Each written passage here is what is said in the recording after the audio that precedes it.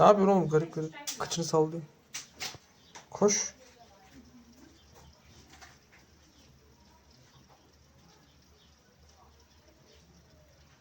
Tipe bak ya.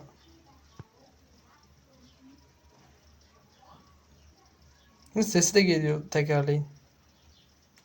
Allah.